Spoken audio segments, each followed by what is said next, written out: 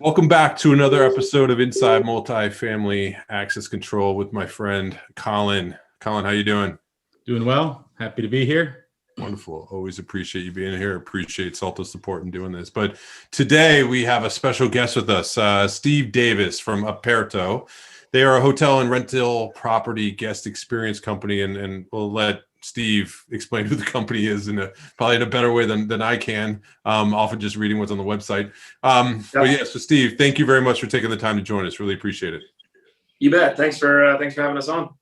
Absolutely. So usually we guess I would just have you introduce yourself, the company, give us a little bit of background, sort of what differentiates you, what you're bringing to the market. And then sure. I think we'll spend time talking about the ecosystem and some of the trends that we're seeing in the market that I know you work within, and you work with Salto and see how, we're solving user experience opportunities. Totally. Yeah. So our bread and butter is property automation systems. So we work with a variety of different hardware providers in the IoT space to basically put together the best ecosystem we can for everyone, from the short-term rental market all the way through to the sort of larger hotel chains, and ensure that technology is being adopted in a way that helps to drive guest experience, helps to drive more efficient, better run operations for owners. And then also the sort of ancillary service providers that sort of tie into that ecosystem. So we're very much we're a technology first company in terms of hardware, but we're very, for us, it's about how do you intelligently introduce hardware into an ecosystem so that people don't really even know that there's an ecosystem there. And, we've been around for the better part of 5 years now. We've got clients on every continent. The company doubled in size last year just in terms of headcount and revenue. So we had a really, really strong year despite COVID. But we're seeing some really exciting rebound right now in the market, and lots of people interested in property automation and how they can kind of make that jump to technology and having it sort of just work well for them. So yeah. Very cool. And so what was the sort of company founding, if you would, the impetus to get into the business 5 years ago? Was it, a lot of times you hear, I went to a hotel, bad experience, so I was going to fix it, to, what's the story behind yours? Yeah. So the three founders came to the system with, they all sort of in the technology realm. The sort of the old CEO of the company, who's now moved on to an even more exciting opportunity, understood that there was a gap in the market where you had traditional operators who were still using very archaic systems and lots of friction in the guest experience. You show up, the person who's greeting you is late, or there's a huge lineup at the front desk, or there's just some sort of other hiccup. And sort of having a poor guest experience from minute zero through sort of the stay, and sort of saying, okay, well, where are some of those common friction points? And I think access control is definitely one of them. And obviously COVID has brought that forward. So I think that the founders of the company was really trying to solve that issue, and not really necessarily go from a hardware perspective, but partnering with the likes of Salto, who are exceptional at providing hardware, and saying, okay, well, how can we help them control their properties remotely in an efficient way and a cost-effective way as well. So that's really where we founded the company, and it's COVID's actually been really good. I'm not going to lie, it's brought forward the conversation probably five years. A lot of people were reading about it and interested about this frictionless, touchless guest experience, but now it's going to be table stakes, and we're excited to be riding the crest of that wave as it comes into the shore. So yeah, it's definitely the idea that I think people before saw it was like a nice to have, and then COVID has really shown that the need to have aspects of business continuity and experience and the rest. So with the product, it sounds to me like, from what you said, it's focused primarily a lot of times on the sort of the experience side from a software end of working with hardware. And you mentioned it started with access control, but I'm guessing other areas as well. Is it HVAC, like all that? So yeah. For sure. So we have an ecosystem, IoT ecosystem, which we support. So that's everything from access to noise and occupancy monitoring, to comfort control. So temperature setbacks, anything sort of within the room and anything within the IoT realm. We can talk to those devices remotely. We can schedule events to happen within the unit. So right now, what we're actually doing is when we launched, we went sort of a mile wide in terms of supporting as many hardware providers as we could. And what naturally happens, as you know, is it starts to, you go, okay, well, who actually are the leaders in each of the verticals? And again, that's why we work with the likes of Salto, who are like, the industry leaders in access control, best locks. They provide an amazing solution for our clients. And so instead of going with a multitude of manufacturers, we sort of pick one or two that really meet the needs of our customers. And then, so our ecosystem's tight now. We use the noise awares, we use the sort of the market leaders. But it's exciting. And I think that IoT space is growing. I mean, literally every week there's an announcement of some cool new gadget. But for us, it's not really about the gadget, it's about how it ties into the ecosystem and making sure that it's seamless and adds actual value for our customers. And you touch on the ecosystem, and you also had mentioned how your solution is from everything from the vacation rental to the big hotel chain. And ever since Lee and I started this podcast a couple months ago, we've talked about this blending of the residential market and the hospitality market, and the transition from kind of the customers of manufacturers and software developers like ourselves, from the owners and the developers and those sorts to the guests. How do you see the guest interaction driving into the hotel chain from kind of what we saw start in the vacation rental and all of that sort of stuff? Yes. So we look at the STR market, short-term rental market, is sort of the leading indicator of what's going to happen in the hotel chains.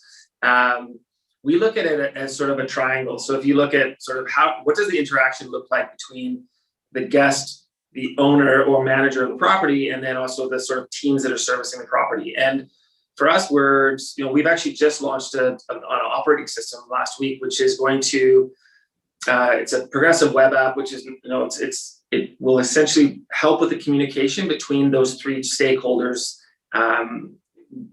Whether that's the guest checking in, whether that's the cleaning service, being able to alert the guest saying, "Hey, I'm in your room right now. Would you like me to leave extra towels?"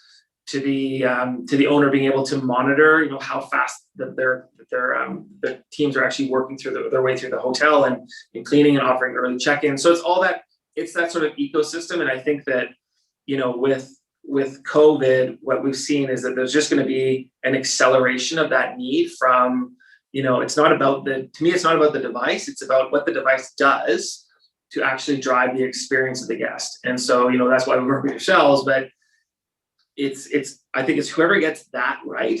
And also, the best thing about good technology, if you look at like the Apples of the world, is that the technology just works, and it works seamlessly, and it works easy, and anyone's grandma can kind of figure out how it works. And that's really what we're striving for is, and I think that that's where the industry is going to go is like, who can build the simplest, most robust and reliable technology that just allows the guest to experience the property, whether it's a hotel or a short-term rental, in the way that they want to. So if you want to have interaction with the front desk, you can do that. If you want to go straight to your room, you can do that. If you don't want to talk to anyone, you can do that as well. So we're going to see, I don't think anyone really knows where it's going to go, but I think that, whoever can kind of get that magical mix between guest, owner, and teams correct, is going to ultimately win the turf war here.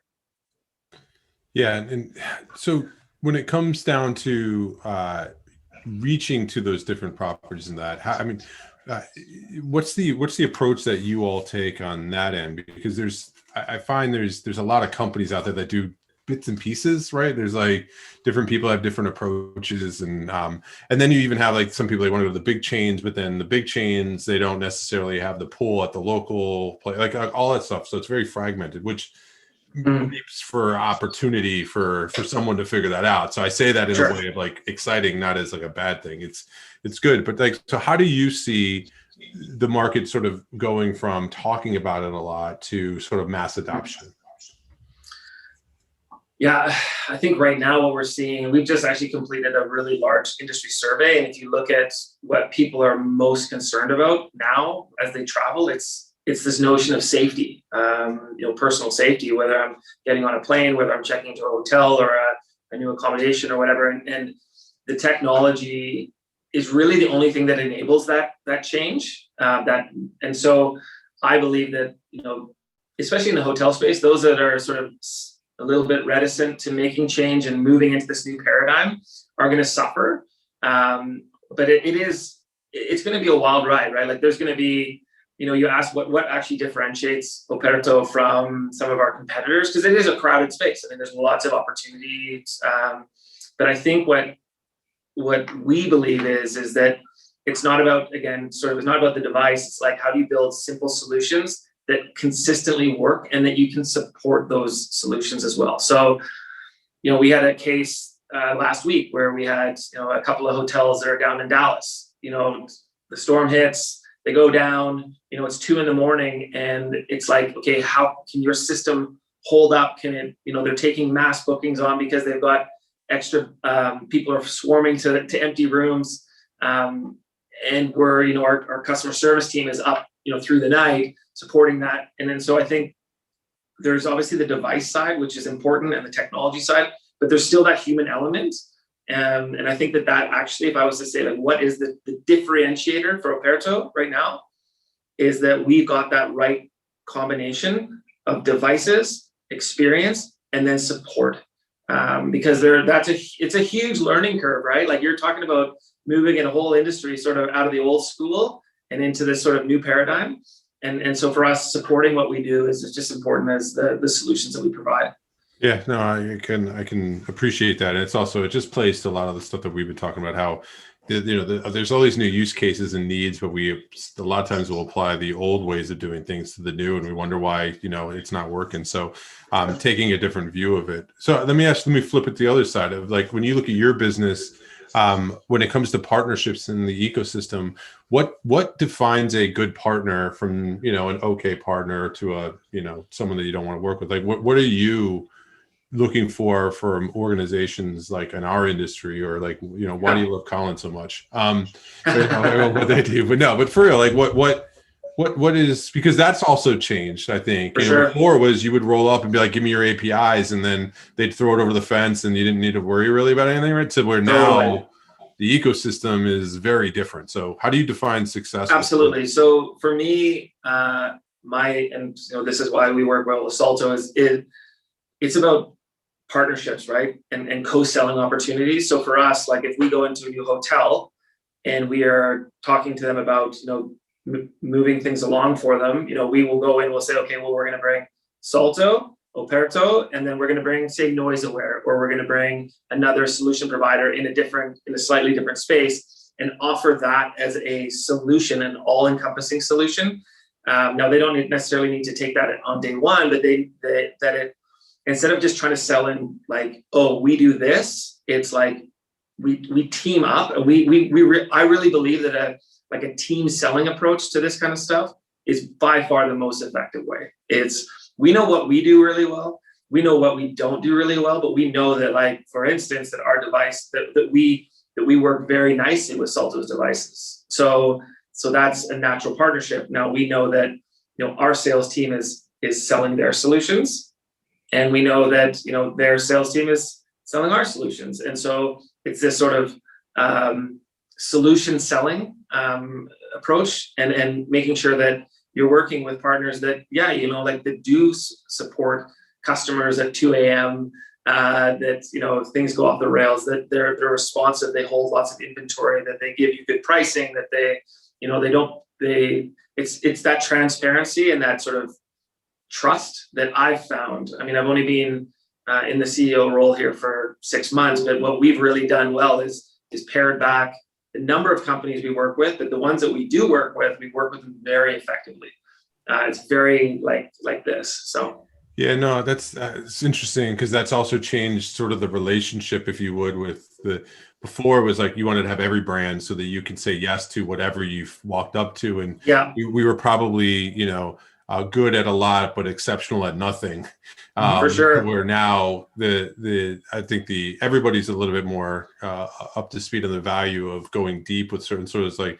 I like to break it up into like 3 rings. There's sort of like the people you built with, there's people you work with. So there's like two different ways of approaching that. Interesting. Yeah. Go Yeah.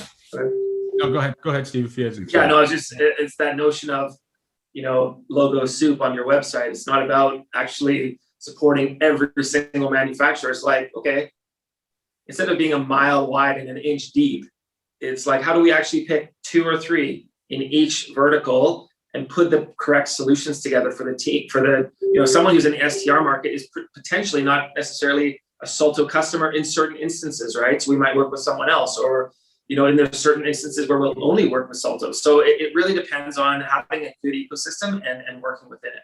Yeah. Yeah. I was just going to piggyback on that of again, this is, just about the conversation and keeping it going. Lee, this speaks really to that balance between competition and cooperation, right? Of in the ecosystems today, there's this balance between what the end user or guest or tenant or whoever we're talking about, what they're demanding, and what each of us as technology producers, whether it's hardware, software, whatever, what we can produce to meet that. We have to continue to strive to innovate ourselves. We have to continue to build and expand and grow our deliverables. But if we can't meet that demand, we have to find like-minded partners, right? For sure. And you have to have that partnership, because there's some stuff that Operto might do that Salto does also, right? And how do you balance that and avoid the immediate reaction of, oh, there's competition there, right? Sure. As soon as you say, oh, there's competition there, now we're not delivering what's requested. So how do you find partners that recognize that put innovation first, that put the partnership first, and continue to build? Yeah, for sure. I think that's the difference between, experienced leadership and inexperienced leadership. And if you're constantly looking at things through a short-term lens, like, oh, we've got this hotel and, and maybe, we do have solutions that compete on that particular job. For me, it's just about like having an open, honest conversation with them and saying, okay, listen, this is where we're at. Like, how do we tackle this particular one? But you have to have a long-term view on all this stuff, right? Like this sort of transformation of a lot of the, from short-term rentals all the way through to hotel, this digital transformation that's happening is going to be a long process. And so if you look at it in, a today lens, instead of like a year out, 2 years out, eventually you're going to lose, because you're just going to be so worried about protecting your own turf than you are about the opportunities that, let's say in a situation with Salto and Operto, like it might be 1 out of 20 are competitive, right? So I'd rather say, hey, all you, and let's work together on the other 19, right? Like it's not about winning every one. So I totally agree with you. I think, and to be honest, that's why we work with the people we do, because I can have those conversations with leadership and say, listen, guys, we're crossing wires over here a little bit, but let's think bigger picture here. And I think that's why we worked well together as well. So. Nice. And so because you have experience working with different people within our industry and that, I mean, if you had a magic wand or industry, and not one thing specific to any of the companies, but, because I would say we're early in the stage of knowing how to really work with companies like yourselves and, of going after the new on that end, right? Because there is a lot of it, in my opinion, like a lot of the products and the systems in our industry were not built necessarily with like your solution in mind. Like we built them with our own solution. We opened up like a side door to let you integrate with them, and it wasn't elegantly built for that ecosystem, right? So with that in mind, and if we were to look for exponential growth, what is like the one or two things that you wish our industry would do? It could be everything from give me the product for free, which I know no one wants to hear, and Sure. and you know that that's not like a good business model. But so you don't use that. Yeah. But outside of that, what's like the one or two things that you wish our industry would do that would help exponential growth and adoption of this type of technology solution? I'd say, yeah, I mean, I think you touched on a really good one. I think that, one of the main things that we run into pretty consistently is if you're switching, say, an entire hotel over, even if it's 30, 40 rooms to hundreds of rooms, it's a big CapEx hit for a lot of managers or owners. And so, where we really work with our partners is to say, okay, listen, with a longer term lens on here, like, is there an opportunity to not only work on the pricing, but also just be able to offer more options at different price points? So I think, Salto does a really good job of that, of sort of having, different tiers, so we can find a solution that fits the budget of our customer.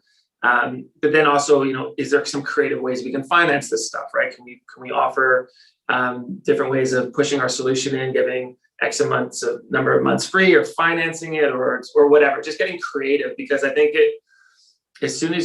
where we find the most success is where we can meet our customer halfway and say, like, listen, we understand that there's an upfront cost here, but we're willing to work with you in this kind of way. And then again, if we're solution selling and it's ourselves and Salto and NoiseAware or a different provider, we kind of sit around the table and say, okay, like, let's look at this as like a team, right? We're all going to benefit here. So, like, what can you do? What can you do? And I know that we've had these conversations with Salto already. It's like, we need to get a few runs on the board here. So, like, how can we work together to make sure that we get, at least a base hit?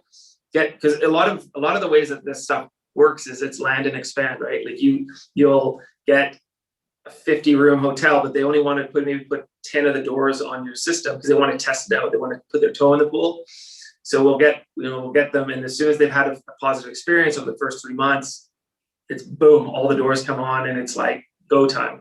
I'd say on the other side is it's an inventory management. A lot of the time it comes down to is like, and because it's fairly a lot of the pipeline that we have is like you work on it for months and months and months and months, and then it kind of just all hits like bang, bang, bang, bang, bang, and everyone tends to make, somehow they all seem to make the same decision on the same day or the same week, and then it's like, okay, huge glut, and like, how do we actually start to get inventory that can actually manage these hotels? So, that's not to say that we want the hardware manufacturers to hold huge amounts of inventory for us on the off chance that we sell it.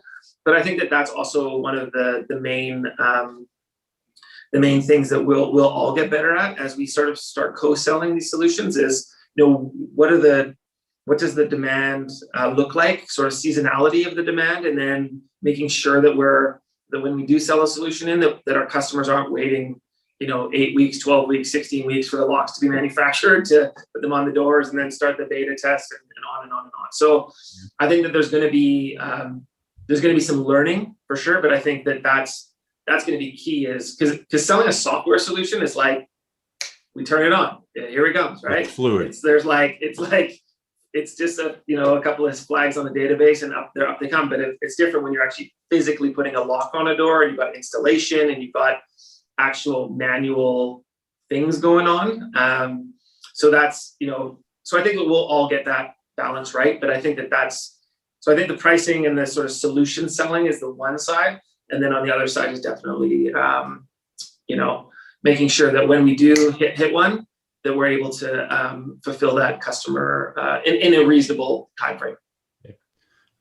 Yeah, I was just going to piggyback on that, because I think that software hardware blend from the two industries is interesting, right? Because as soon as you bring that hardware in, there is expectation, there is timeline, there is real cost to Sure.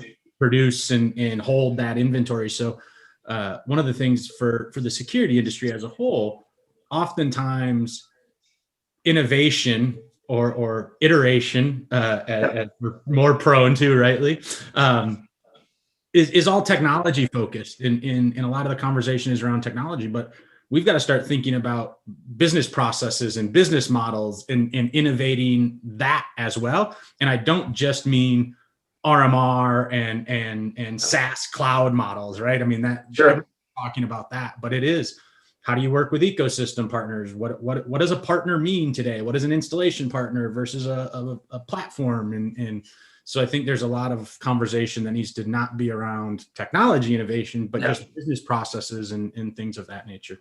Yeah, and I think, if we can get that balance correct, we're all going to there's going to be new revenue opportunities all over the place, that we haven't really even discovered yet. So yeah, I think that those, if we can get that balance correct, as you were talking about, it's going to be, a huge win-win for everyone.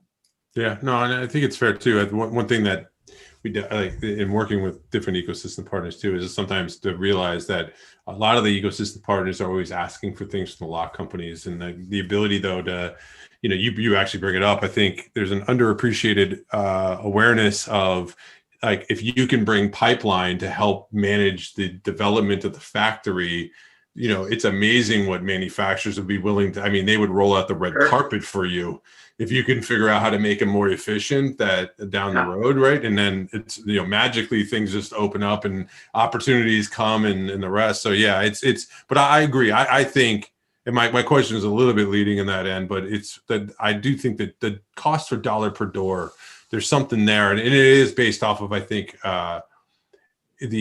the business models more than it is, because like the costs are, yeah, sure, I'm sure there's room that can be done there, but even on that end, I don't think it's going to be enough. That there's I think the approach in the business, we're taking some old school processes and applying them to new school use cases, and we have to just maybe reshuffle the deck based off of what's new and come at it. So I'm glad that I think just to put in like another side on that is, this stuff is going to become table stakes, right? Like, I think any operator that doesn't have the technology piece sorted out is going to be left in the dust. And so, if we can get the solution correct, even if there is an upfront cost and there's a cost per door implication, I think by not actually addressing it, they're going to, in the longer term, are going to suffer. So it's really about, okay, well, who actually comes with the best solution and the best support?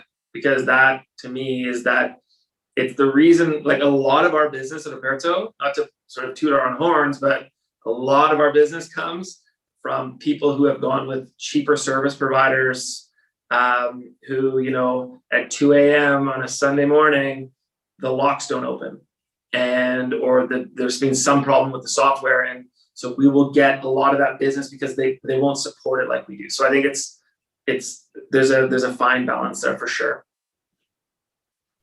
Well, I'm grateful for your time, Steve. I know you've got a lot going on, so appreciate you doing that. If people want to find out more information about Operto, where's the best place to go? Yeah, so our website's operto.com, so operto.com. You can drop us a message. We've got lots of stuff going on LinkedIn, and we've got lots of new product stuff coming out. So pretty exciting space, and I welcome each of you to get in touch, and to also get in touch with Colin. If we're doing lots of stuff with Salto, it's been awesome, and some really good solutions there. So hope to hear from you. Wonderful. Well, thank you again for the time. Appreciate it. Thank you for especially jumping on sort of as quick as you did. So thank you. Yeah, no worries. Thanks. Anytime. Take care.